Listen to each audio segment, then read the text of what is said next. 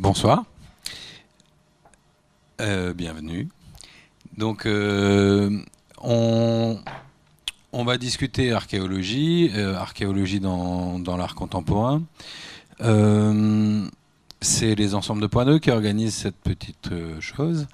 Les Ensembles de Point 2, c'est un collectif d'artistes qui s'intéresse aux technologies en général. Voilà, et donc qui produisent des œuvres. Et les uchroniques, donc, c'est des petites discussions autour d'une thématique. Donc, ce soir, archéologie, mémoire et prospective, en présence donc de Nicolas Schneider, qui est artiste, Laurent Olivier, qui est le conservateur en chef de la collection celte et gauloise du Musée d'archéologie nationale de Saint-Germain-en-Laye, et Thierry Danet, le directeur de l'Ososphère. Voilà. Donc, je vais déjà commencer par passer la parole aux intervenants pour qu'ils se présentent un peu plus que ça. Voilà. Nicolas, peut-être. Pour moi d'abord. Alors, Nicolas Schneider, je suis artiste plasticien et je travaille essentiellement sur le dessin et sur le dessin à partir de cartographie via Google Street. Voilà, donc on va présenter une des pièces qu'on a produites avec Ensemble 2.2. Voilà, donc moi je suis Laurent Olivier, je suis archéologue, comme Gaëtan vient de le dire.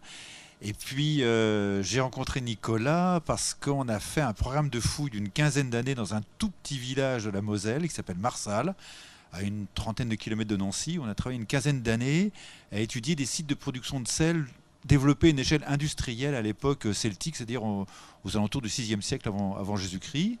Et puis on s'est côtoyés pendant assez longtemps. Et puis finalement, on a eu l'idée de faire un truc ensemble et c'est l'œuvre que tu as créée. Bonsoir, je suis donc Thierry Danet, directeur de l'Ososphère et marieur à mes œuvres, perdues ou gagnées, puisque c'est autour de ce projet, enfin d'un des projets dont on va parler ce soir, que s'est créée, je crois, cette rencontre entre Nicolas et Gaëtan, qui nous amène aussi à parler ensemble ce soir. Et que vous dire d'autre, tout ça pour vous dire que l'Ososphère, au-delà de sa dimension de créateur, producteur d'événements, c'est aussi une plateforme à la fois de production, de création et de réflexion sur la question du territoire et de la manière dont on peut l'aborder. Et ce projet est né à partir d'une réflexion qui était une réflexion sur la question de l'arpentage et par là même toute forme d'arpentage d'un territoire qui est un territoire assez intéressant car personne n'en veut. Il s'appelle le Grand Est et c'est un territoire qui s'est imposé absolument à tout le monde. Et c'était la notion qui était très intéressante, c'était de se dire comment est-ce qu'on aborde ce territoire qui s'impose à tous et avec lequel finalement chacun est obligé de faire. Et donc voilà, il y a une exposition qui s'est déroulée à la Maison de la Région, ex-Maison de la Région Alsace, devenue Maison de la Région Grand Est, et qui a interrogé cette question du territoire à travers le paysage et par l'arpentage, en essayant non pas d'en donner une définition, mais une appréhension sensible par un arpentage artistique. Voilà.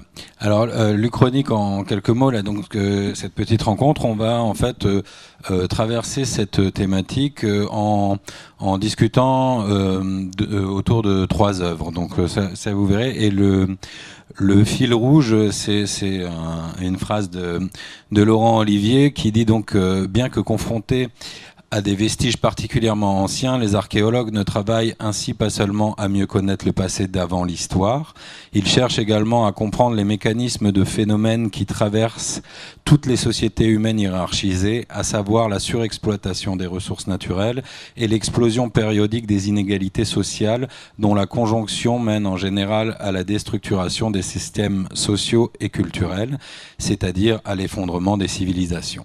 En montrant comment des sociétés disparues jadis florissantes se sont trouvées entraînées dans des logiques conduisant irrésistiblement à leur disparition, l'archéologie produit non pas seulement du savoir, mais aussi de la conscience.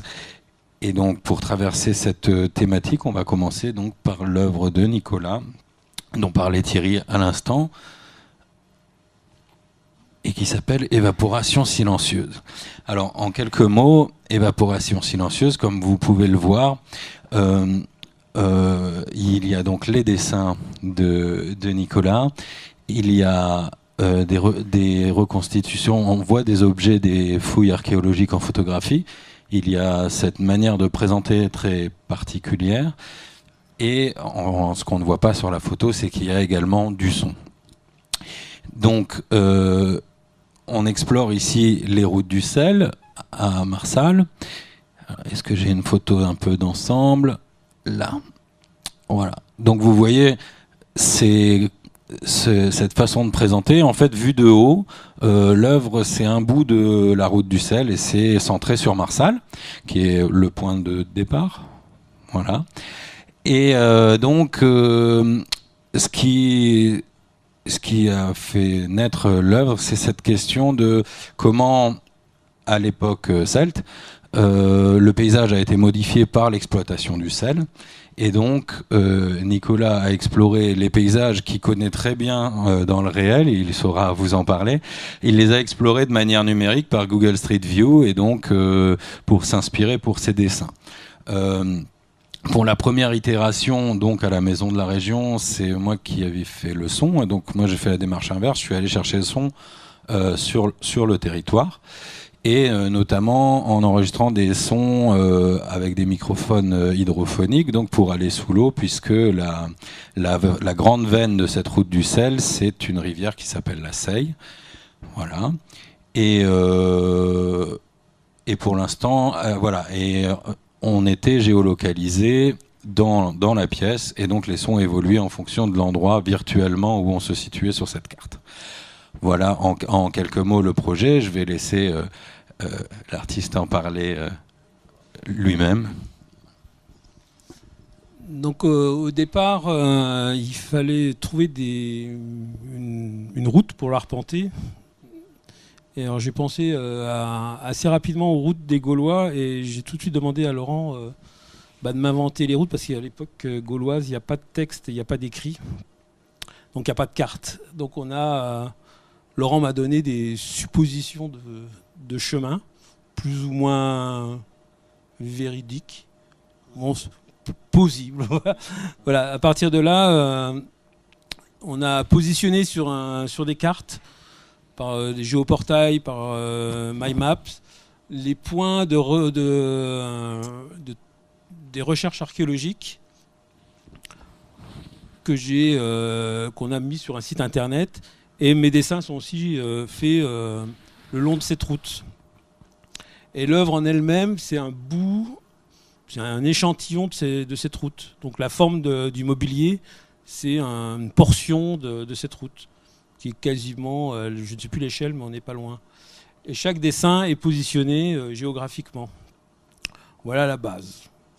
Et moi, le fait de regarder un paysage que je connais depuis mon enfance, c'est d'essayer de ne pas dessiner des souvenirs, mais par Google Street, c'est un paysage un peu imaginaire, enfin, quelque part. Il n'y a pas de nuit, il n'y a pas de soleil, il n'y a pas de nuages, il n'y a pas de voiture, il n'y a pas de flaque d'eau, il n'y a rien. Il n'y a pas d'humain. C'est assez lisse, en fait. Et voilà, j'ai commencé à dessiner tous ces dessins comme, faut imaginer une coupe d'architecture du chemin, ce qui rejoint un peu la notion d'archéologie. Et mes dessins sont des dessins plus ou moins inspiré du paysage et d'une vie supposée des Gaulois. Donc là, je vais redonner la main à Laurent qui va continuer. Oui, alors il y a quelque chose qu'on a souvent tendance à confondre. On a souvent tendance à confondre l'histoire et l'archéologie. Et en fait, c'est deux choses qui sont très très différentes. Parce que l'histoire, ça serait de dire ce qui s'est passé au temps des Gaulois. Et en fait, c'est quelque chose qui est complètement, je vais dire un gros mot, c'est complètement dans l'imaginaire. C'est des choses qu'on imagine. On l'imagine à partir de ce que les gens ont raconté ou de ce qu'ils ont dit. Et l'archéologie, en réalité, c'est tout ce que ces gens ont fait et qui est resté dans le sol. Donc d'une certaine manière, pour reprendre l'expression de Faulkner, le passé n'est pas passé. Le passé de l'époque celtique, il est toujours là. Et à Marsal, il est massif, il représente des accumulations qui atteignent plusieurs millions de mètres cubes de déchets de terre cuite. Et donc, en fait, c'est là où notre travail et le travail de Nicolas peuvent se rejoindre. Ils se rejoignent sur ce qu'il a dit, c'est sur le territoire, moi je dirais le paysage en fait, hein, les lieux et les choses. Donc la matière qui est dans des endroits. Et cette matière, en fait, ça, c'est quelque chose que les archéologues apprennent à voir avec leurs yeux d'archéologue, c'est-à-dire que partout où vous êtes, en fait, le présent, c'est pas ce qui se passe maintenant.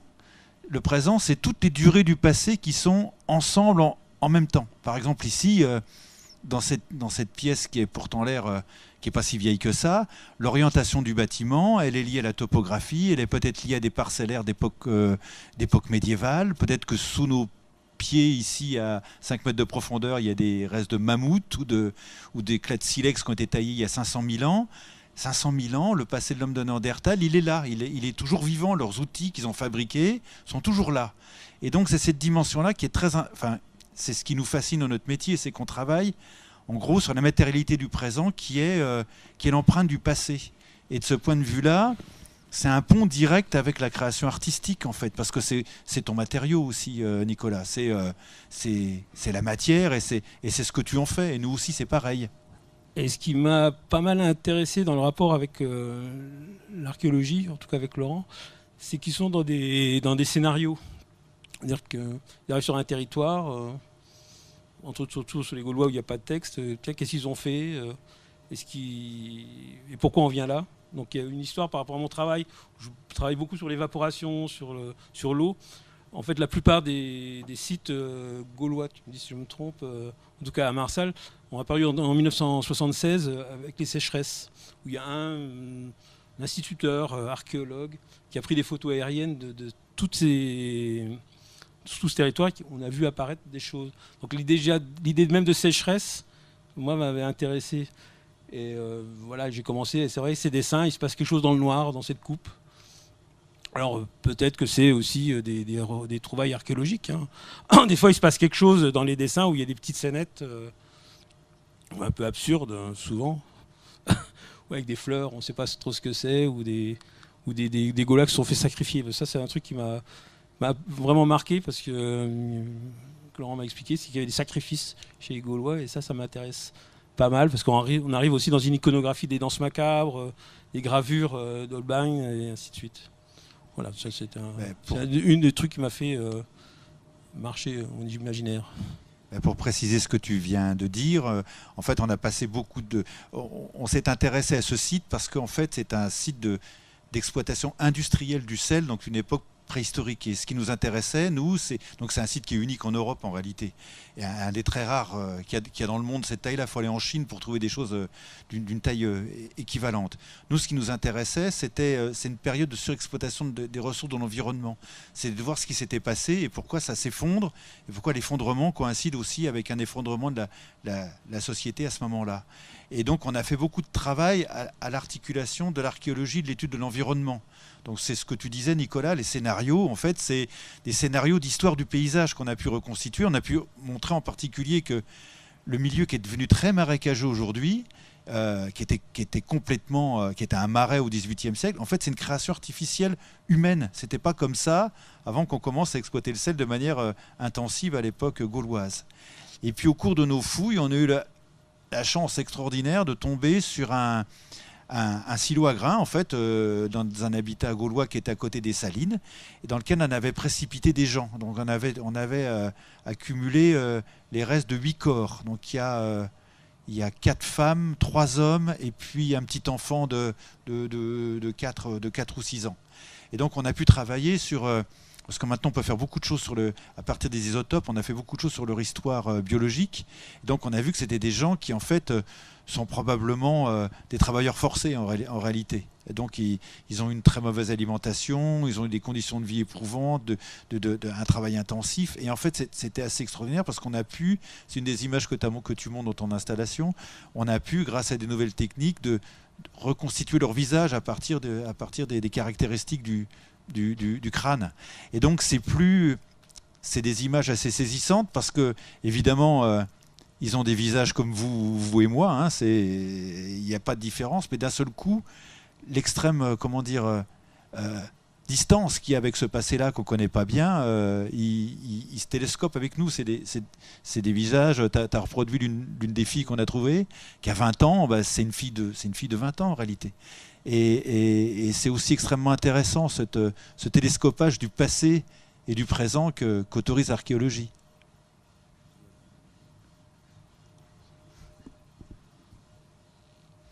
Ce que je peux apporter peut-être dans la conversation là, c'est justement le télescopage, le double télescopage, donc celui que vous venez d'évoquer, et la manière dont ça télescoper c'est le projet de cette exposition. Puisqu'encore une fois, l'idée, ça a été au départ le principe, il est encore plus basique que ça. C'est il y a un lieu d'exposition, faisons une exposition numérique. Bon. On me demande, est-ce que tu voudrais faire une exposition numérique? Alors qu'est-ce que ça veut dire? Bon, ce qui m'a intéressé, c'est de me dire, bah, cet endroit, il dit quelque chose, ça s'appelle la maison de la région, et effectivement, on est à ce moment-là un peu particulier où il y a cette histoire de territoire imposé qui est évidemment une coagulation de 3 territoires fondés sur des identités affirmées, on va dire, et une perplexité sur ce que serait ce nouveau territoire Grand Est, qui a été, je ne sais pas si vous vous rappelez des épisodes, pour ceux qui étaient dans la région à ce moment-là, jusqu'à la recherche du nom. Alors, dans ces cas-là, effectivement, la question de l'identité arrive assez vite. Et donc, je ne sais pas si vous vous rappelez, mais dans les différents noms, il y avait la question de l'Austrasie qui revenait, quoi. Et ce qui était, et on s'aperçoit que, bah, évidemment, quand on s'intéresse ou quand on essaie de définir une identité, souvent on se retourne vers le passé et puis on essaye de faire une nouvelle exploration de ce passé, une nouvelle mise en forme qui permettrait de raconter quelque chose. Et ce que je trouvais intéressant, c'est que effectivement, pour revenir à la notion de scénario, c'est quand on a commencé à travailler sur ce projet, soudain on est allé dans un passé qui était bien plus en amont, qui est en plus un passé de déplacement. On parle de route, donc là on rejoignait la question de l'arpentage, et puis comment dirais-je, de quelque chose qui était déjà dans un mode de production, et en plus qui permettait effectivement de soulever comme ça le rideau d'un certain nombre de logiques prospectives en se retournant sur ce passé-là. Et donc moi j'aime beaucoup l'idée que vous avez évoquée tout à l'heure de superposition des passés dans le présent, parce que finalement c'est un peu ce qu'on a fait intuitivement dans cette histoire, intuitivement et artistiquement, et je pense que finalement ce qu'on cherche aussi à ce moment-là, c'est de s'ancrer quelque part et de se dire, bah tiens, voilà, comment est-ce qu'on peut s'ancrer sur un territoire, et ce présent qui est une superposition des passés, je pense que ça permet de créer de l'ancrage commun. Et c'est ça qui s'est révélé dans cette œuvre, puisqu'elle venait autant rejoindre des questions historiques que des questions aussi qui étaient posées vraiment dans la définition de ce territoire Grand Est. Je prends la notion de la mobilité, évidemment, dès qu'on parle d'un territoire comme ça fait partie des compétences en plus de la région. Donc on parle mobilité, puis soudain, quand on ramène à cette route-là et à la manière dont cette route c'est à la fois fabriquée et puis ce qu'elle a fabriqué, ben, on rééclaire cette notion de la mobilité. On se dit, bah, tiens, la mobilité qu'on est en train de créer maintenant, elle va peut-être avoir des conséquences à divers niveaux. Elle va peut-être modeler le paysage, effectivement. Elle va peut-être même le détruire à certains endroits. Et donc, c'était vraiment passionnant de voir comment les questionnements s'ancraient à partir en même temps d'une fréquentation d'une population qui est, alors c'est nos ancêtres les Gaulois, donc ça parle tout de suite. Non mais c'est vrai, il y a une espèce de truc de livre d'images en même temps, un imaginaire qui arrive tout de suite, très rapidement, et puis en même temps quelque chose qui est impalpable, quoi. Et c'est comme vous le dites, à la fin, les gens que l'on fréquentait par ce geste artistique, ben, se retrouver à la fois être très proche et très loin en même temps. Donc encore une fois, je trouve que cette question de la superposition des passés et de la manière dont ça fait présent et peut-être dont ça permet d'envisager l'avenir, c'est un élément central de ce qui s'est passé, de l'expérience qu'a produit cette œuvre.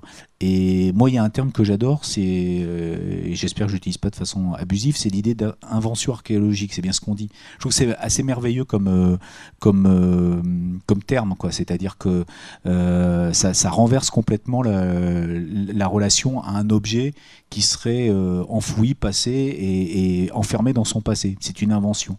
Donc ça, j'aimerais bien vous entendre sur cette notion d'invention archéologique. L'invention, c'est quand on trouve quelque chose.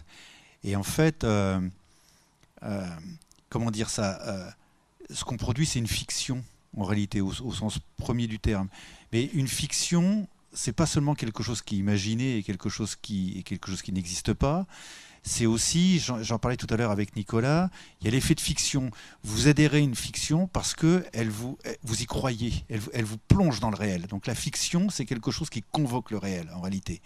Et finalement, c'est ce qu'on essaye de faire. Quand on a perdu le sens de ce qu'étaient ces choses-là, on ne sait pas, par exemple, techniquement, comment ils produisaient le sel, on ne sait pas comment ils étaient habillés, on ne sait pas exactement quelle langue ils parlaient, à quoi ils croyaient, quelles étaient leurs aspirations. On essaye de produire des scénarios qui soient les scénarios les plus vrais, c'est-à-dire qui aient le plus de sens pour nous. Vous voyez, donc, on sait bien que probablement dans 50 ans, on imaginera autre chose, ou on mettra le doigt sur nos erreurs. Mais on sait bien que cette vérité-là, elle est transitoire, vous voyez.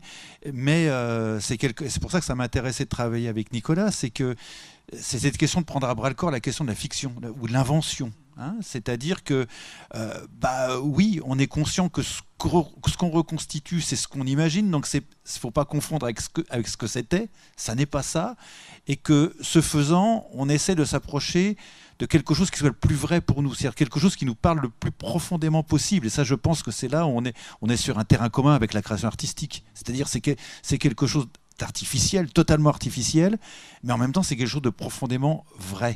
Et je pense que de ce point de vue-là, enfin, c'est là où entre l'art et la science, il y a des ponts communs absolument évidents. Oui, il n'y a pas. En plus, bon, c'était pas facile de travailler sur l'endroit où on est attaché. En fait, on est tous attachés à des territoires. Donc là, c'était assez compliqué aussi de travailler sur un endroit où on a vécu, et il fallait enlever tout le côté sentimental. Donc le fait de travailler sous ce qui se passait sous terre, ça balayait tout. Et de rentrer. Et c'était pas simple en fait. Dans les dessins, il n'y a quasiment pas de signes sentimentaux dedans. Je me suis totalement interdit. Sur les histoires même du village, l'histoire des archéologues qui sont arrivés dans le village avec leurs bottes et leurs tout petits.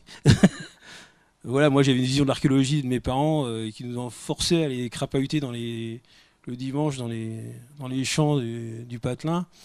Voilà, bonjour. Hein. Donc c'était pas ça pour moi l'archéologie. Et c'est vrai qu'en discutant avec Laurent, le fait qu'il se passe quelque chose sous nos pieds, qu'il y ait une histoire qui est là et qui peut devenir une fiction, voilà, ça m'a intéressé. Ça vient du pittoresque. avec la définition même du pittoresque, c'est-à-dire quelque chose qui est prêt, qui devient sujet à dessin, qui devient sujet à peinture. Et ça, pour moi, c'était un peu la notion de ce truc. Et surtout, le rapport à la cartographie et au territoire. On a pris Marsal, on aurait pu prendre Delme à côté, ou en Bourgogne. La route des Gaulois traverse tout le Grand Est. Elle passe pas trop par la Champagne, malheureusement, mais elle traverse bien. Non, mais c'était, et ça va jusqu'à l'Allemagne, c'est aussi un rapport jusqu'à Trèves. Voilà, et c'était pour moi, voilà, c'est un travail collaboratif. C'est un de mes premiers boulots collaboratifs où, avec le site internet qu'on a fait, Évaporation silencieuse, où ça devient une résidence numérique autour de ce territoire. Et ça, c'est quand même... voilà, on va donner la main à d'autres personnes, tout doucement. Ça, c'est quand même très important. Ouais, d'avoir d'autres c'est- points de vue. Ouais, ça c'est vrai que c'était aussi C'est une dimension fondamentale du projet, c'était de dire que finalement c'était une œuvre qui devenait finalement un territoire de rencontre artistique, et je pense que ça, Gaëtan, tu pourras en parler à deux niveaux. Un, sur vraiment la dimension sonore de cette œuvre, et puis sur la question de la rencontre que ça permettait. Mais ce que je voudrais juste en insert rajouter, c'est que moi je me rappelle vraiment de la manière dont de l'expérience que les gens faisaient de l'œuvre. Il y avait un espèce de flottement justement entre ces divers niveaux d'interprétation. Est-ce qu'on est dans un registre sensible? Est-ce qu'on est dans un registre où soudain on revient on touche du doigt de l'information, on va dire, de la connaissance? Et je trouve que voilà, ça revient à ce que vous avez dit tout à l'heure. Les choses se rejoignaient quelque part, et il y avait une dimension vraiment de flottement comme ça autour de cette pièce, dans l'expérience qu'en faisaient les spectateurs, que je trouvais très très jolie, quoi. Oui. Alors pour la question du sonore, oui, il y a plein de points de rencontre. Le territoire, le paysage sonore, cette question du présent qui est formé de multiples couches du passé. Il y a forcément dans ces paysages sonores des choses qui étaient déjà audibles au temps des Gaulois. Et d'autres non, la cloche de l'église de Marsal, elle n'y était pas, par exemple, ni le tracteur qui passe. Et voilà. Par contre, je pense que sous l'eau, il n'y a pas grand-chose qui a dû changer. Voilà.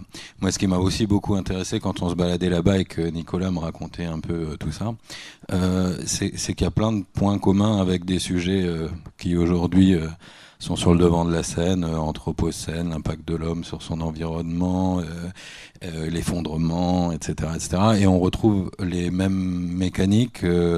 Inégalité sociale, on a parlé des gens surexploités jusqu'à en mourir, exploitation de la nature, on a déforesté à Tire-Larigot, on a en gros bousillé une rivière, enfin à peu près, déjà bien avant le capitalisme. Et ça, on le reproduit.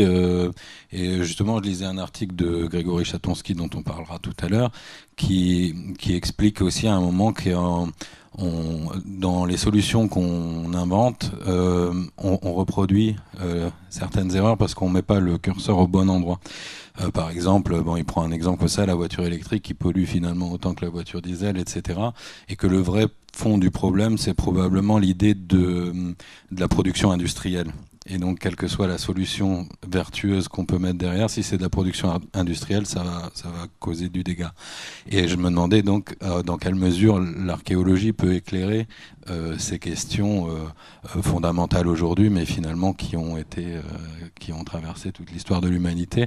Aujourd'hui, on a un impact peut-être plus fort parce qu'on est plus nombreux, on a des plus grosses machines, mais finalement, on faisait déjà les mêmes boulettes il y a quelques siècles, quoi.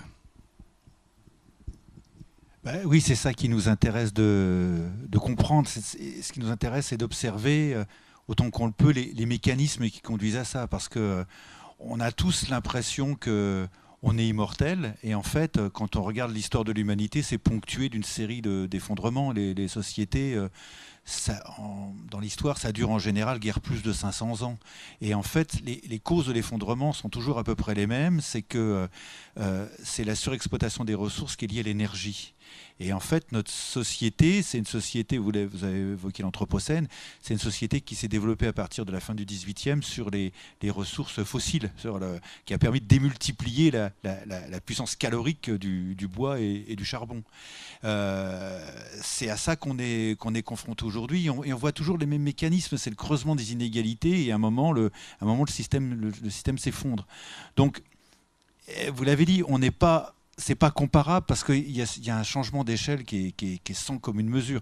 L'Anthropocène, c'est justement le fait que l'impact de l'homme soit égal, voire même supérieur à celui de l'impact de l'activité géologique. C'est ce qui fait qu'on est en train de créer une nouvelle ère géologique depuis l'Holocène. On est en train de... C'est pour ça que ce n'est pas seulement une question de réchauffement climatique, c'est-à-dire qu'on a eu une période stable depuis 11 500 ans, qui s'appelle l'Holocène, qui a permis le développement des sociétés sédentarisées, de l'agriculture, de tout ce qu'on connaît aujourd'hui. Et auparavant, c'est un âge glaciaire avec des fluctuations qui peuvent se dérouler à l'échelle de 2 ou 3 ans.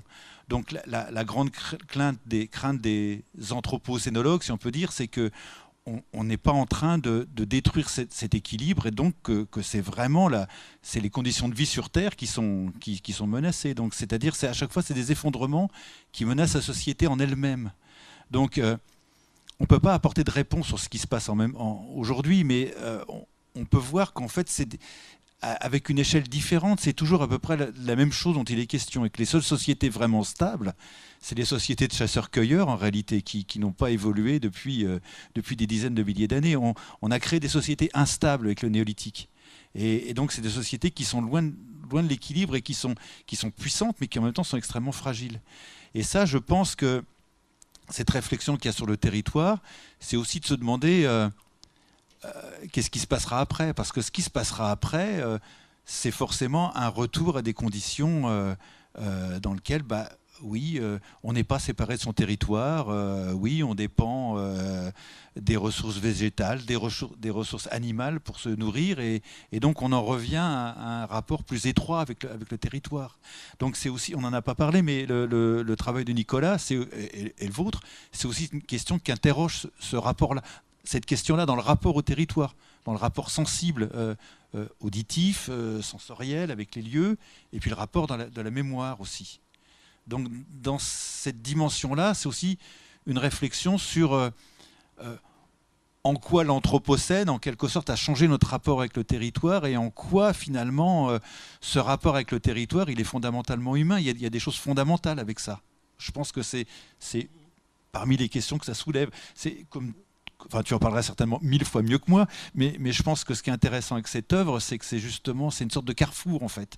C'est quelque chose qui permet de poser des questions et qui permet que des gens de multiples origines se rencontrent autour de quelque chose de commun. Oui, et après, il y a une autre dimension, c'est que le village, comme beaucoup de villages, c'est en pleine désertification, où, comme disait Laurent tout à l'heure, on en parlait, où les vieux ne sont plus là, et donc il n'y a plus d'énergie, en fait, sur le musée ou ainsi de suite. Et moi, la seule chose qu'on peut faire en tant qu'artiste, c'est de faire une œuvre. Si on veut vraiment agir sur la politique, c'est de faire une œuvre. Ou alors, ce que je disais tout à l'heure, on fait les élections, on se présente aux élections, on essaie de changer le monde, quoi. Moi, je n'en suis pas capable. Non, mais je sais dessiner. Et d'essayer sur cette œuvre, de rassembler des gens. C'est la première pièce que je fais comme ça où je rassemble du monde. Et voilà, et on a bien vu lors du vernissage où le politique s'est emparé de cette pièce pour parler du problème du musée de Marsal et de ce qui se passe dans le monde rural, parce que je pense que c'est général partout. Et ça, c'était quand même pour moi assez surprenant, et j'étais assez content, même un peu fier comme ça, de dire enfin, on a fait quelque chose. Je pense que le politique n'a pas du tout compris ce qu'on a fait, mais il a été touché, et je crois que ça, c'était pour moi assez intéressant. Et même encore maintenant, parce que quand j'en parle avec 2-3 personnes dans le village, voilà, ils sont assez fiers quand même que la pièce a été montrée 2 fois. Voilà, on parle de leur village, mais voilà, c'est l'artiste à ce niveau-là, il peut être assez efficace, je crois. Voilà. Oui, voilà, je trouve, c'est pour ça que je rappelais le contexte dans lequel c'est arrivé. C'est assez drôle Enfin, c'est pas mal quoi de voir que face à une interrogation qui était menée sous un mode administratif, sous un mode économique, sous un mode effectivement politique, même de politique politicienne, et un espèce de truc qui s'était imposé à tout le monde, dont personne ne voulait.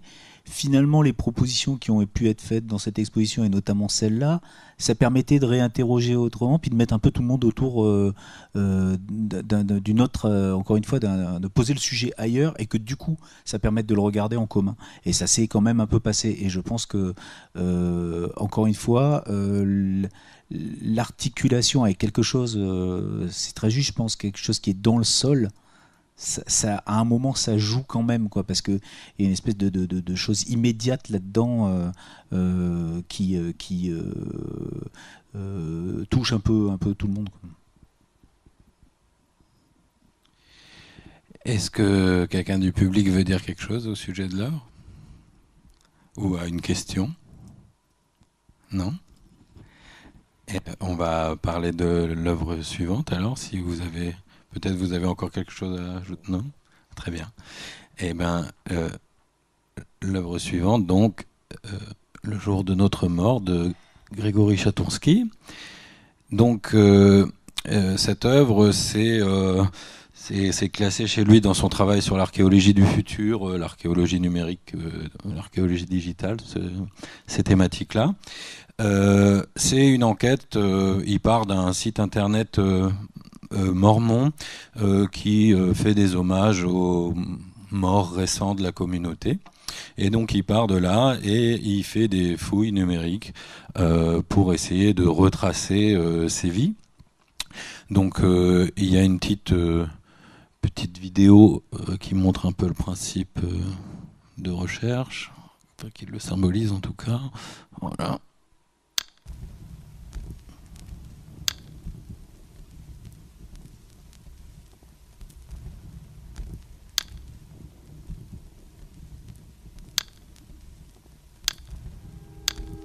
We thought of you today, but that is nothing new.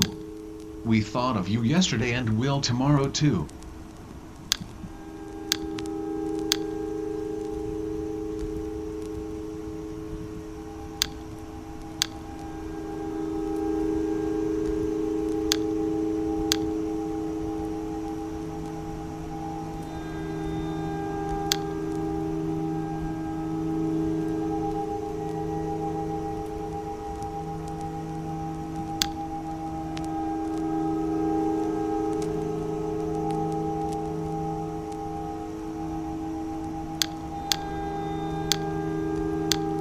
End of watch, Wednesday, February 4th, 2004.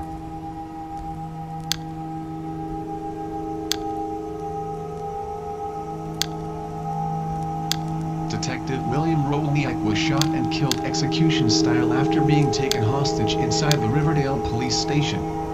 The suspect had been in custody on charges of attempted murder, home invasion and aggravated kidnapping after breaking into a home and abducting his ex-girlfriend at gunpoint 9 days earlier, despite having an order of protection issued against him. The suspect had just finished being interviewed by an assistant state's attorney and was being transferred from an interview room to the lockup area of the station when he grabbed Detective Rolniak's service weapon out of its holster at approximately 8:15 p.m. The suspect was not handcuffed at the time because he had been cooperating with the authorities. The suspect then forced Detective Rolniak out of the police station. Ah, pardon, c'était un peu brutal comme fin. Voilà, et donc à partir de ça, il va créer une série d'objets qui est exposée. Donc on en voit quelques-uns ici. Voilà. Et à la fin de l'exposition, on arrive à un chatbot, donc un logiciel de discussion qui s'appelle Roman. Et donc là, c'est pareil, je vais laisser défiler la vidéo du chatbot.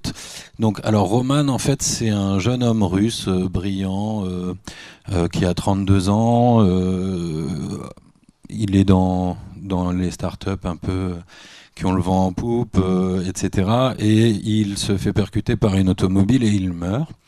Laissant donc pas mal de gens dans le désarroi, comme vous pouvez imaginer, avec la mort de quelqu'un de 32 ans. Et une amie, donc Eugénia, qui est elle aussi propriétaire d'une start-up qui travaille sur les réseaux de neurones, etc., va analyser tous les textes qu'elle va pouvoir trouver de lui, tout ce qu'il a pu écrire, à la fois d'un point de vue public, blog, etc., réseaux sociaux, mais aussi les emails privés, etc., etc. Et donc, aujourd'hui, on peut discuter avec Roman et donc cet algorithme qui vous répond.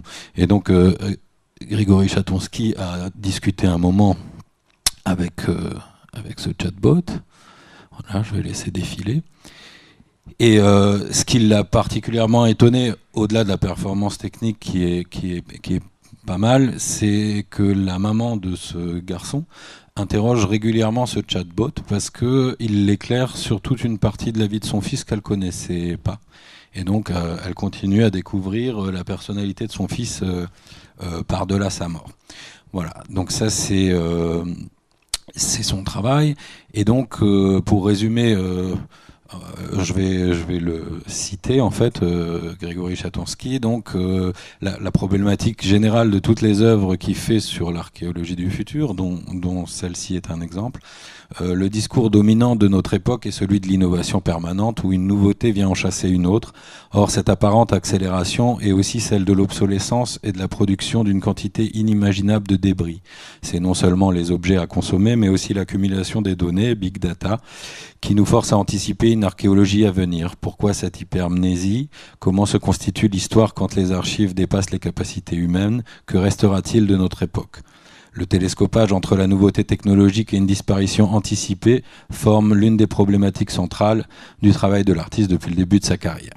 S'y mêlent la mémoire des individus, les traces archéologiques des objets et le travail de documentation du travail artistique, l'histoire et le temps présent à travers des fictions personnelles, collectives et anonymes. Cette archéologie anticipée permet de comprendre comment les données du réseau lient leur destin à celui de la Terre. Voilà. Donc je laisse défiler. Est-ce que quelqu'un a envie de commenter ?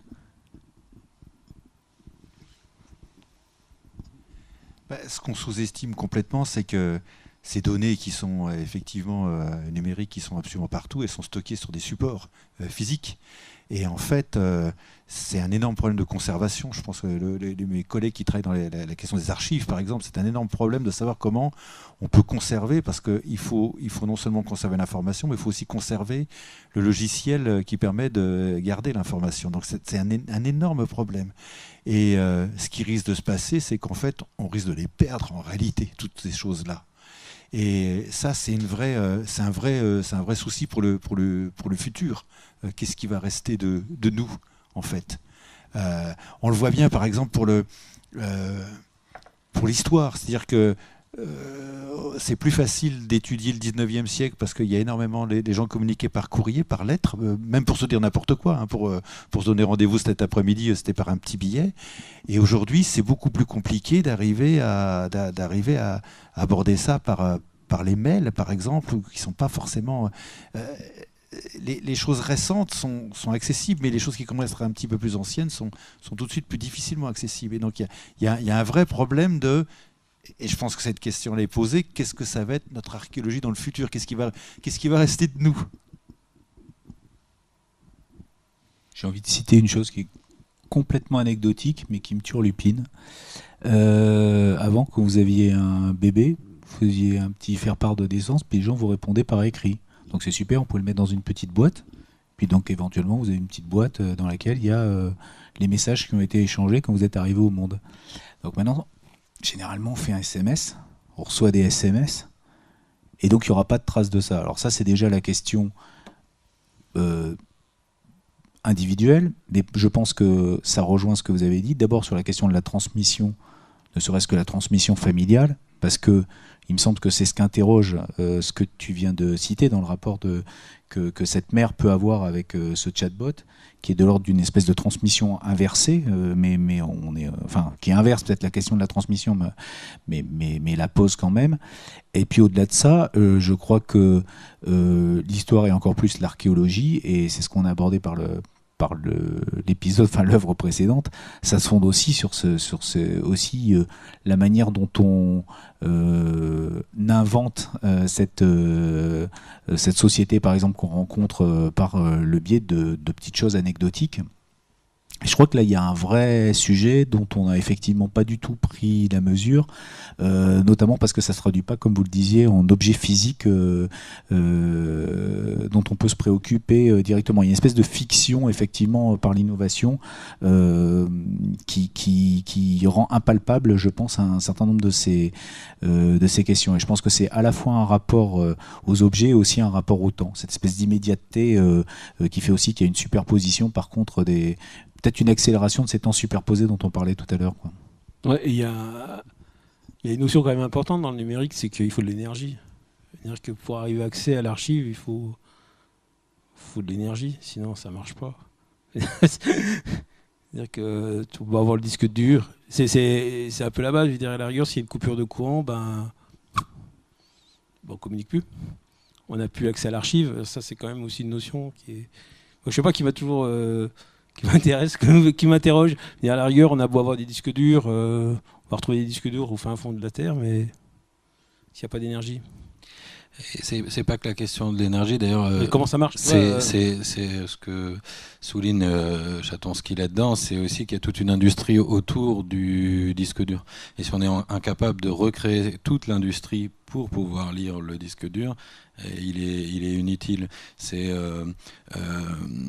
Il dit par exemple que les historiens sont très inquiets pour la dernière décennie du siècle précédent, parce que dans les années 90, on a eu tout un tas de nouveaux formats qui effaçaient le format précédent, et donc pour reconstituer l'histoire, alors maintenant ça va, c'est encore il n'y a pas si longtemps, mais dans quelques années, ce sera vraiment très très compliqué, parce qu'il y a toute cette chaîne de quel appareil pour faire fonctionner quel format de fichier qui va sur quel type de support, etc. Et même si maintenant on a un peu stabilisé ces questions de format, l'électronique a quand même que 30 ans, même physiquement 30 à 40 ans d'espérance de vie. Il y a peu de chances que dans 500 ans on retrouve des composants électroniques fonctionnels. Et donc c'est toute cette question effectivement de comment on anticipe. Il parle d'anticipation des fossiles par exemple. Voilà comment dès aujourd'hui on va anticiper les fossiles de notre propre civilisation. Voilà. Et avant, oui. Peut-être qu'on va aussi inventer finalement des moyens de lire autrement les traces. C'est-à-dire que peut-être qu'on n'arrivera plus à lire le disque dur, mais qu'on arrivera à réinventer ce qu'il y a dans le disque dur à partir d'un autre système de lecture. On va peut-être se retrouver avec ce type de problématique. Je pense que ça, c'est un vrai... c'est là où la prospective permet de réouvrir un certain nombre d'hypothèses. Puisque je pense aussi qu'il y a toute une série de techniques qu'on a développées pour relire le passé, qui n'était évidemment pas anticipable au moment où ce passé s'est déposé. Donc je pense que ça c'est un vrai sujet aussi par rapport à tous ces formats, parce que c'est vrai que nous à l'échelle d'une vie, on les voit disparaître. Alors bon, après il y a des revivals de temps en temps. Les cassettes n'existaient plus, elles réexistent, et il paraît que pour la première fois, il y a une usine de vinyle qui vient de réouvrir. Une nouvelle donc la production de vinyle, de disques vinyles, qui était quelque chose qu'on pensait qu'il allait disparaître totalement, a réussi à se maintenir, et c'est un format qui revient dans un processus industriel. Donc c'est quand même assez intéressant de voir qu'il y a aussi là-dedans des choses qui nous échappent totalement, quoi. Ce que vous dites est intéressant parce que ça veut dire que, en fait, dès le moment où les choses basculent dans le passé, et pas forcément le passé très très ancien, ça peut être l'année dernière ou il y a quelques mois, on est confronté à des traces. Et donc on est confronté au déchiffrement des traces. C'est-à-dire qu'on ne lit pas, mais on doit interpréter, on doit trouver des traces et trouver le moyen de les lire. Et de ce point de vue-là, ça donne tout de suite, je pense que c'est un petit peu ce qu'évoque l'œuvre qu'on a vue, ça évoque tout de suite le problème de l'accessibilité des traces, la manière dont on les lit, la manière dont on les interprète, la manière dont elles se conservent. Et en fait, c'est beaucoup moins évident qu'il n'y paraît. On est tout de suite dans un autre monde, dans le monde de l'interprétation, dans le monde de la lecture, dans le monde encore une fois, de l'invention et de la fiction à nouveau. Oui, et sans doute sur des systèmes complexes, c'est-à-dire qu'on est sans doute dans le monde d'une invention qui ne se fait pas trace à trace, mais dans la complexité des traces, ce qui est aussi une autre approche des choses, c'est-à-dire il faudra peut-être lire à la fois le disque dur, à la fois tel et tel objet, pour arriver à avoir une appréhension à nouveau d'une époque ou d'un petit bout. Donc on revient à l'invention, quoi. Je fais juste une petite digression sur cette question de la fiction, parce que ça m'intéresse. Par exemple, il y a une œuvre d'un autre artiste, John Atkins, donc on est dans la littérature de science-fiction, qui dépeint un personnage, un historien qui tombe, on est en 3750 après Jésus-Christ, et qui tombe sur une bibliothèque abandonnée, voilà, qui n'est plus utilisée. Et il se dit, on a un gros trou dans l'histoire, en gros, de maintenant à 3750, c'est complètement perdu, et il va essayer de reconstituer cette histoire. Et donc il va nous parler d'invasion martienne, et nous on va aussi y aller, puis de dictature par un certain Big Brother et tout ça. Et en fait on se rend compte que les livres qu'il prend pour des livres d'histoire, c'est donc nos livres de fiction, c'est Orwell, c'est Wells, c'est Huxley. Et donc voilà, dans quelle mesure on peut imaginer qu'en archéologie on a aussi ce type de problème d'interprétation, parce que peut-être on interprète l'un ou l'autre des choses de manière utilitaire, alors que c'était des œuvres de l'esprit, ou l'inverse. Voilà, ça c'est une question qui m'intéresse en tout cas. C'est une question qu'on en avait parlé avec Laurent à Marsal à un moment donné. On disait qu'on pouvait fausser notre histoire en enfouissant sous terre des fausses informations. Et ça, on parlait de ça parce qu'il y a un dépotoir à Marsal, et où on avait un soir parlé de ça, on se disait tiens, on pourrait faire une action artistique, c'est-à-dire envoyer une campagne de fouilles dans ce dépotoir qui est récent, qui est fermé il y a pas longtemps, mais tout est faux. On est toujours dans la fiction en fait. Donc on se réinvente une histoire en ajoutant dans la terre des éléments qui sont complètement ineptes. Donc je trouve ça assez... Alors peut-être que les Gaulois l'ont fait peut-être à Marsal aussi. Ah peut-être. Il y a un duo d'artistes en tout cas contemporains, Magali Dagneau et Cédric Pigot, qui ont fait quelque chose comme ça. Ils ont pris une essence de bois de chez nous, je sais plus laquelle, j'avoue, et ils sont allés dans le Grand Nord, un endroit où c'est absolument impossible, et ils ont fait un grand feu, et donc on retrouvera ça là-bas. Et puis bon, après il y a toute une démarche, ils ont fait un disque vinyle, il y a la musique, il y a du texte sur cette expérience, et puis les cendres sont intégrées à l'objet, et donc c'était aussi leur idée de fausser l'histoire, quoi, d'agir sur une interprétation possible, quoi. Voilà. Je trouve ça rigolo. Je sais pas, peut-être qu'on est aussi du coup souvent à côté parce que on interprète autrement les signes, quoi. Il y a une expérience qui a été faite dans les années 70 à l'université d'Alberta.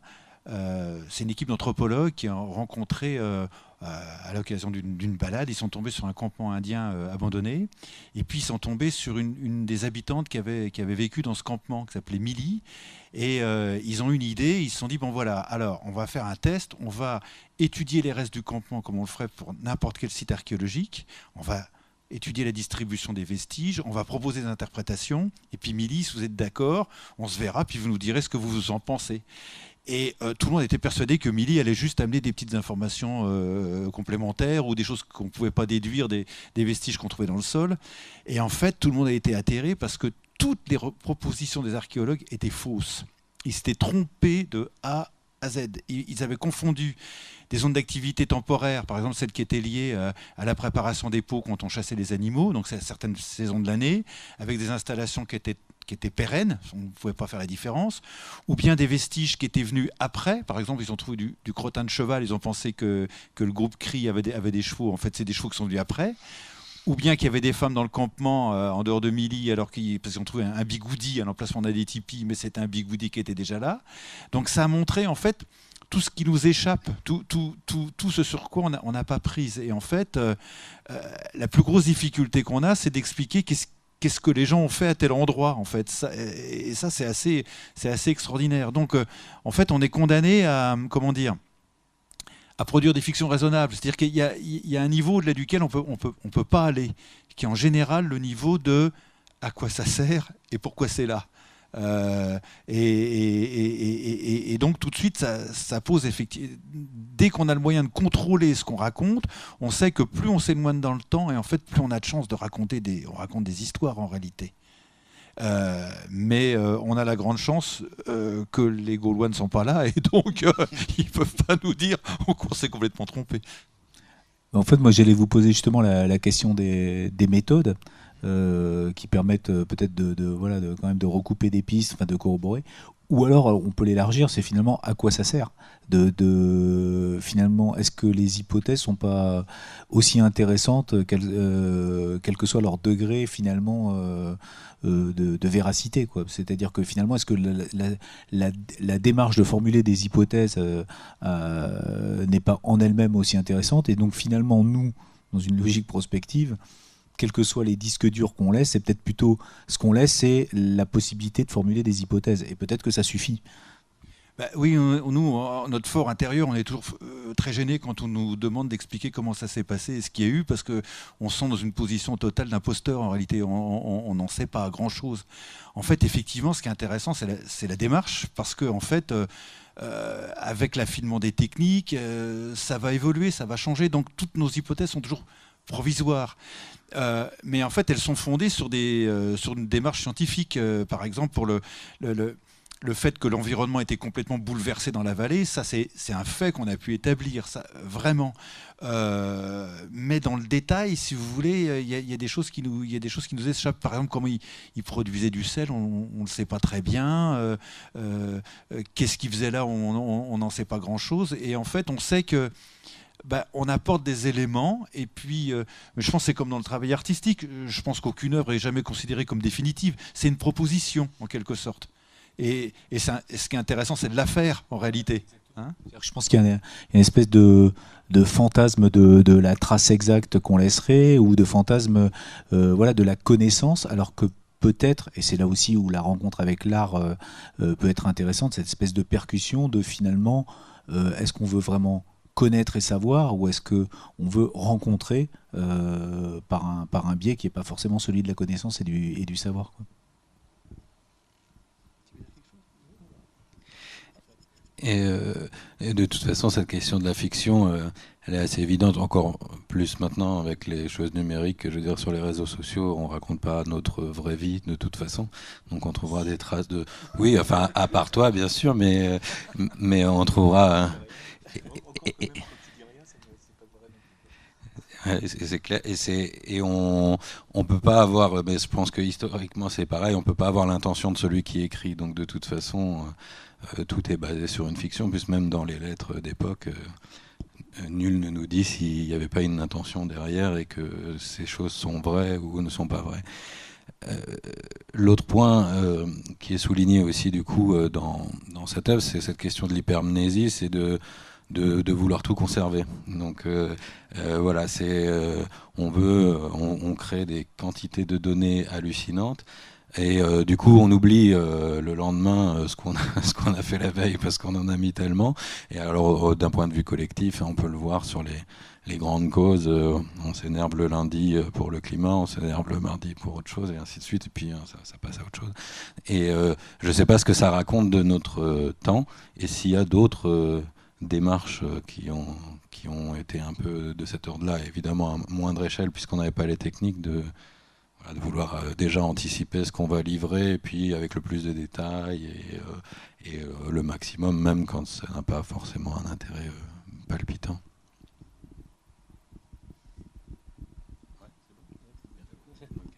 Quelqu'un veut rajouter quelque chose sur cette œuvre? Oui. La démarche de Chaponsky me fait penser en fait à une pièce de théâtre jeunesse qui s'appelle L'abeille, qui a été écrite par Vincent André, qui est un auteur contemporain, qui écrit l'histoire d'une jeune fille qui perd son frère en accident de voiture. Le rapprochement est assez concret avec Roman. Et en fait, une des amies de ce frère décide de le faire vivre à travers son compte Facebook. Et en fait, interagit avec cette sœur, avec des amis, et continue à faire vivre son avatar virtuel en fait, à travers Facebook. Et du coup, la remarque de cette mère qui pense continuer à dialoguer avec son enfant et continuer à découvrir des choses de lui me perturbe un peu sur cette question de la double fiction. Est-ce qu'elle découvre vraiment une autre facette de son fils, ou est-ce qu'elle découvre juste son avatar numérique en réalité, qui est une personne différente, qui est mise dessus? Ça, c'est une première question que je me pose. Et la deuxième, c'est cette question de l'immortalité, peut-être attachée à l'archéologie. Quel est ce désir, en fait, d'aller rechercher des traces, pour faire revivre peut-être quelque chose qui nous échappe et qui nous effraie en tant qu'humain? Je pense à un truc. Je fais penser à fait quelque chose. Je me disais qu'en fin de compte, le travail de Chaponsky, ça fait penser à Victor Hugo qui faisait tourner les tables pour parler avec sa fille. Et tous les médiums, c'est du Facebook en fait. Mais on essayait de faire tourner une table. À l'époque, le clown, il était un peu magnétique, on va dire. Et il y a quand même tout un travail aussi de recherche comme ça, où les médiums, surtout à l'époque Victor Hugo, où les groupes comme ça médiumniques essayaient de trouver des réponses comme ça à l'immortalité en faisant parler leurs proches. Et je pense à ça à l'instant, je trouve que c'est pour moi la même chose. C'est de l'immatériel. Oui, puis Mais même on est dans la fiction en fait. Oui, puis même en élargissant, c'est peut-être juste un support de plus pour une logique qu'on doit tous fréquenter d'une façon ou d'une autre, et comment on dialogue avec des gens ou comment on converse avec des gens qui ont disparu. Voilà, là il y a peut-être un support qui permet de le concrétiser à cet endroit-là, comme les tables en sont un autre, ou comme du courrier retrouvé peut en être un troisième, ou des objets. Finalement, c'est peut-être pas si grave. Non, mais par contre, ça peut aller peut-être très loin quand on aura d'autres technologies, comme c'est montré dans un épisode de la série d'anticipation Black Mirror, où on recrée, on va rentrer en réalité virtuelle, rejoindre les personnes qu'on a perdues, etc. Donc ce désir, d'ailleurs, ça continue. Moi, j'ai eu un mot pour l'anniversaire de mon oncle décédé depuis 4 ans par Facebook. Enfin, on a tous ce genre de choses assez étonnantes. C'est-à-dire qu'il y a la machine qui continue. Parce qu'avant, on parlait d'intention. Il y a la mère qui, l'ami qui. Là, c'est juste, c'est l'anniversaire de François, quoi. Ok, très bien. Mais je crois qu'il s'en fout là tout de suite. Voilà. Et je vais peut-être demander à Laurent de répondre à la deuxième partie, sur la deuxième question, sur la question de qu'est-ce qui nous pousse à chercher des traces. C'est une question psychanalytique, ça. Qu'est-ce qui nous pousse à chercher des traces? Mais je crois justement que on évoquait, c'était ensemble qu'on évoquait cette petite nouvelle de Borges, où il imagine un Indien dont j'ai oublié le nom, Fuentes, qui en fait est tombé de cheval et qui a une affection terrible. Il se souvient de tout, et il se souvient de toutes les images, de tout ce qu'il a vécu dans toute sa vie. Il se souvient des multiples visages du mort, etc., de tous les éclats du feu, etc. Et en fait, sa vie est insupportable parce qu'il ne peut pas se souvenir, en fait, il ne peut pas vivre. Et je pense que c'est un mirage, ces choses-là. C'est la machine qui continue. Mais pour qu'il puisse y avoir souvenir, c'est paradoxal, il faut qu'il puisse y avoir oubli. C'est-à-dire il faut qu'il y ait des trous entre les débris qu'on a, les épaves qu'on a. C'est ça qui crée le souvenir, c'est l'éloignement. Et vous pouvez en faire l'expérience individuelle avec les gens qui soit vous ont quitté ou soit sont morts. Ce rapport que vous avez, le rapport du souvenir, il est aussi lié à la perte, en fait. Et je pense que c'est ça, nous, enfin, en tout cas, moi, c'est ça qui me meut, comme on dit, c'est ça qui me fait bouger, c'est essayer de dresser un fil par-delà le manque, par-delà le vide, avec ce qui est disparu. C'est pas de recréer quelque chose, c'est pas de toucher. Je sais que c'est inaccessible, comme les gens qui sont partis sont inaccessibles. Hein. Les amours que vous avez eus, qui vous ont quitté, c'est terminé. Vous ne retrouverez jamais cet état dans lequel vous étiez, et vous ne retrouvez jamais la personne dans l'état dans lequel elle était. C'est fini. Mais c'est justement ce saut à travers le vide, je trouve, qui est fascinant, en fait, parce qu'il n'y a rien et en même temps il y a quelque chose. Et ce quelque chose, c'est quelque chose qui se construit, justement. Tu parlais des strates tout à l'heure, c'est exactement ça. Les strates, c'est le souvenir qui s'accumule, c'est les dépôts successifs qui viennent, et ça, je trouve que c'est une matière qui est absolument fascinante, en réalité. Juste sur la question du souvenir, en plus, on sait que le souvenir, c'est une production de l'imaginaire. C'est pas du tout une archive qu'on a enregistrée, c'est une production de l'imaginaire. Donc, j'ai l'impression aussi que face à ces machines ou à ces systèmes par rapport auxquels on peut être désemparé à un instant T, finalement, il y a une logique qui est ailleurs, qui est celle de la relation, de la transmission, de l'oralité, voilà, de toutes ces choses qui échappent justement par la relation à une mécanisation de cette mémoire. Je pense que c'est un élément extrêmement important. Donc on revient à des tartes à la crème, mais faire société, c'est ça aussi. C'est pas utiliser des dispositifs, c'est effectivement ailleurs construire quelque chose qui est immatériel et qui en même temps est un contrepoids, à mon avis, fort efficace.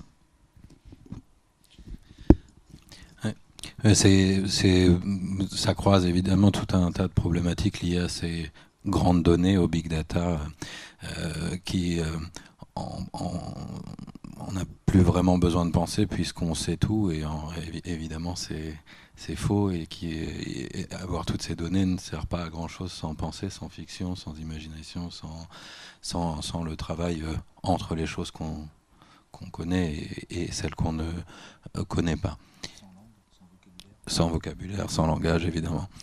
Est-ce que quelqu'un veut rajouter quelque chose? Non? Eh bien, on va parler alors de refonte. Alors, refonte, voici. Donc refonte, c'est une œuvre de Quentin Destieux et Sylvain Huguet. Et donc, comme son nom l'indique, il s'agit de refondre, et donc ils vont chercher dans les composants électroniques, les ordinateurs, disques durs et autres, des métaux, des fils, enfin tout ce qu'ils peuvent retrouver. Ils vont refondre tous les métaux et ils vont recréer des outils archaïques, des lances, des pointes, des choses comme ça. Voilà. Et donc, je leur laisse la parole. Refonte est une série de pointes de lance et d'armes rudimentaires réalisées à partir de différents matériaux récupérés sur des déchets d'équipements électriques et électroniques. Les déchets métalliques sont ensuite fondus puis coulés dans des moules, reprenant ainsi les techniques millénaires de la fabrication d'armes primitives composées d'alliages de cuivre, d'aluminium et d'or. Entre archéologie contemporaine et gestes anachroniques, ces armes proposent une refonte de nos sociétés industrielles, une évocation post-futuriste nous rappelant la fragilité de nos systèmes et l'implication guerrière de l'humanité. Ces armes suggèrent un changement radical de direction, transformer notre technologie en un outil primitif, plaçant l'homme devant sa nature première, plongeant ainsi le citoyen dans l'âge de bronze, dans une guerre technologique contemporaine féroce. Là, on les voit au travail. Voilà. Est-ce que quelqu'un a envie de se lancer sur refonte?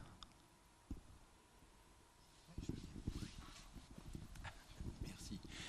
Je trouve que c'est un travail, c'est la première fois que je le vois, hein, je trouve que c'est un travail très intéressant parce que moi je m'intéresse aussi à ces questions d'archéologie du contemporain, c'est-à-dire de l'archéologie de notre monde actuel, et qui a été transformée depuis 1945 par ce qu'on appelle la grande accélération, hein, le réchauffement climatique, la déstabilisation de l'environnement, et puis surtout le fait qu'on est capable d'avoir une force qui est supérieure à celle des forces géologiques. Et ce qui est intéressant, c'est que quand vous regardez ça, la plupart de nos constructions, elles sont pas fouillables. C'est-à-dire, ça nous échappe. On ne peut pas fouiller une autoroute, on ne peut pas fouiller une banlieue. Quand vous regardez Pompéi, on fouille ça depuis le XVIIIe siècle, mais c'est minuscule par rapport au moindre lotissement périurbain. Donc, on ne sait pas fouiller une ville, on ne sait pas fouiller un aéroport. Et puis les objets qu'on produit, qui sont des objets industriels produits à des milliards d'exemplaires, ils ont perdu leur dimension humaine. En fait, nous, on sait fouiller uniquement l'humain. C'est-à-dire, on sait s'intéresser à des choses fabriquées de main d'homme. On fouille des choses construites de main d'homme, des maisons construites à la main, des choses fabriquées par des machines. On ne sait pas fouiller, on ne sait pas quoi en dire. Et en fait, la grande accélération est en train d'amener une limite à l'archéologie, c'est-à-dire qu'on ne peut plus. C'est au-delà des choses qu'on est capable, même physiquement, d'appréhender. Vous voyez, on ne peut pas dire grand-chose archéologiquement d'objets fabriqués à des milliards d'exemplaires identiques, ou je ne sais pas, l'archéologie des grandes plaques de plastique qui tournent sur les océans aujourd'hui. Qu'est-ce qu'on en dit ? Pas grand-chose, hein. Et ça, je trouve que c'est intéressant parce que c'est prendre le contre-pied, c'est prendre justement ces matériaux fabriqués par des machines qui sont destinés à être des composants de machines et les réhumaniser d'une certaine manière. Et là encore, on retombe dans cette question de la fiction. C'est des harpons magdaléniens imaginaires en métal, mais c'est aussi une manière avec les choses les plus immédiates, des armes. On n'a plus d'armes aujourd'hui, et c'est ce qui est de plus primitif. C'est de réinjecter de l'humain dans ces matériaux qui sont devenus des matériaux supra-humains d'une certaine façon. Et je pense que, moi, ça me touche de cette manière-là, en fait. Alors, moi, il y a une chose qui me touche beaucoup, qui va en prolongement de ce que vous dites, c'est l'humour. C'est-à-dire que je trouve que la dimension humoristique, elle nous touche, moi en tout cas elle me touche beaucoup par rapport à cette c'est-à-dire que soudain voilà, ça relativise un certain nombre de questions et ça offre une porte voilà, une voie de sortie par rapport à ces questions-là, quoi. C'est que on s'en réempare voilà, par le jeu aussi, quoi. Oui, d'un ordinateur on peut revenir chasseur-cueilleur, quoi. C'est pas mal, hein, en fait. Non, mais c'est vrai. Dire, voilà, tu fonds l'ordi, ta montre, tous les trucs électroniques, et tu vas à la pêche. Voilà, c'est pas mal, en fait. Ça ramène... tout n'est pas si négatif, en fin de compte. On arrive à faire encore des harpons pour aller à la pêche. Bon, il y a peut-être plus de poissons, mais c'est pas grave. Mais c'est assez drôle. C'est l'humour fait avec un sérieux absolu. Ouais. Non, et en plus, ce que je trouve assez intéressant, c'est qu'il n'y a pas de recherche de forme. On ne cherche pas à faire de la forme contemporaine. On prend des formes existantes. Voilà, je trouve ça... Ouais, chasseur-cueilleur, c'est... Voilà. Alors, ce qui me fait assez rigoler, c'est qu'il y a quand même... je trouve ça très drôle, c'est qu'il y a le transfo en haut. À la rigueur, tu peux l'envoyer pour casser un carreau, c'est pas mal. En fin de compte. Non, c'est... Après, c'est vrai, je connais pas le travail non plus, mais c'est vrai que on peut imaginer que ça a été fait avec des méthodes scientifiques, fondre le métal comme avec des soufflets, voilà, une sorte d'ethno-archéologie postmoderne. Je sais pas s'ils ont utilisé vraiment ces outils dans les règles de l'art, etc. Ça, je ne sais pas. Ils revendiquent effectivement cet humour, mais en même temps aussi le sérieux de ce que ça raconte. C'est aussi une voilà, on est en train d'imaginer quand l'apocalypse sera passé par là, ce qu'on peut faire avec nos appareils, parce qu'on aura besoin de ce genre d'outils, et dans différents... et plus d'énergie pour les faire fonctionner. Donc voilà, il faut réinventer ce qu'on va pouvoir en faire, parce qu'on en a quelques tonnes quand même. Voilà, ils sont prêts comme ceux qui s'initient à la botanique ou que sais-je. C'est un peu survivaliste peut-être comme démarche. Et il y a une œuvre en regard qui s'appelle Gold Revolution, je crois, où ils font de l'or, etc. Et en fait, c'est aussi tout un discours sur...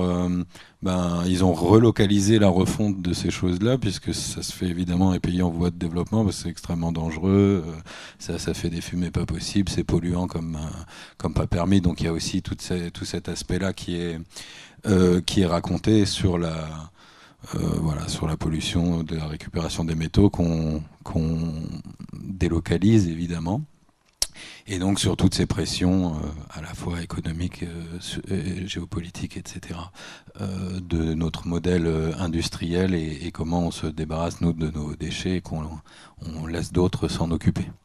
Voilà. Et pour refabriquer des outils, c'est assez intéressant, on fabrique des outils, des rapports à la main. Je crois que ça c'est assez intéressant. Parce qu'il faut trouver un usage, puisque dans certaines régions d'Afrique, on a des cimetières de matériel électronique sur des kilomètres carrés et on n'en fait rien, quoi. C'est comme on parlait tout à l'heure du continent plastique dans l'océan, on a un continent de composants électroniques à ciel ouvert. Quelqu'un dans le public ? Ouais. Au niveau de l'outil, la fonction de l'outil, ce qui est assez marrant aussi, c'est qu'un outil qui peut être très puissant dans un âge, l'ordinateur, peut être complètement inutile dans un autre âge. Parce que là, un couteau en étain, c'est inefficace. Enfin, je veux dire, c'est pas du tout efficient comme. C'est beau, c'est esthétique, mais couper quelque chose avec ce couteau, c'est très difficile. Et la deuxième partie, c'est un couteau en étain. L'étain, c'est toxique. Donc, on a produit ce qu'on essaie de modifier. Tout de même, si on veut s'en servir dans un futur avec un possible effondrement, il faudra même nous tuer à long terme. La toxicité de l'outil, en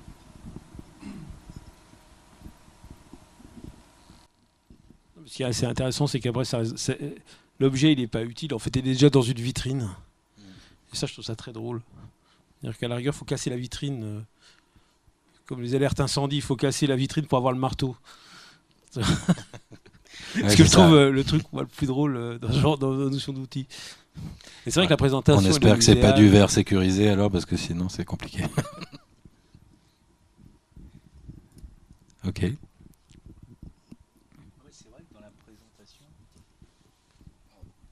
Ce qui est intéressant, c'est que la présentation, elle est de l'ordre de la collection et de la collection trouvée. Donc en fait, il y a un double renvoi dans le temps, quoi. C'est assez intéressant, quoi.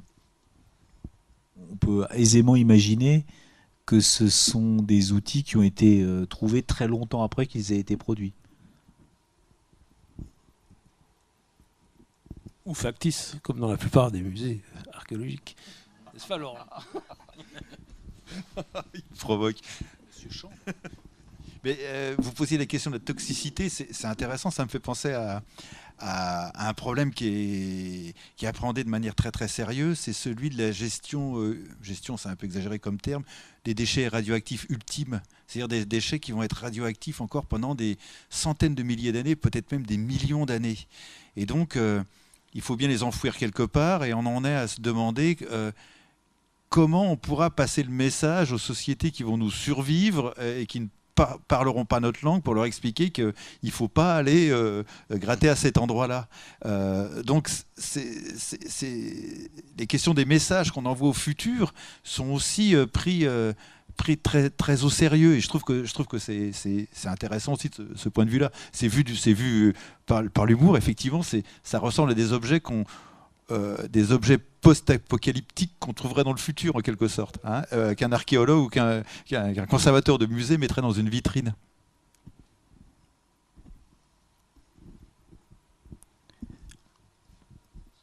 Non ? Ok, très bien. Eh bien, merci. On va du coup s'arrêter là. Je vais faire la petite diapo des prochains événements de 2.2. Vous pouvez nous retrouver à ces divers endroits. Et la prochaine chronique, ce sera à l'occasion de la résidence d'un danseur qui s'appelle Étienne Fanteguzzi et qui viendra parler c'est une conférence dansée donc sur l'histoire de la science du mouvement, donc des prémices de la mécanique jusqu'à la mécanique quantique. Ça promet des discussions assez rigolotes et il va y avoir d'ailleurs des liens. On parlait ici de fiction entre art et archéologie, on parlera d'intuition entre art et sciences dures. Donc voilà. À bientôt. Merci messieurs.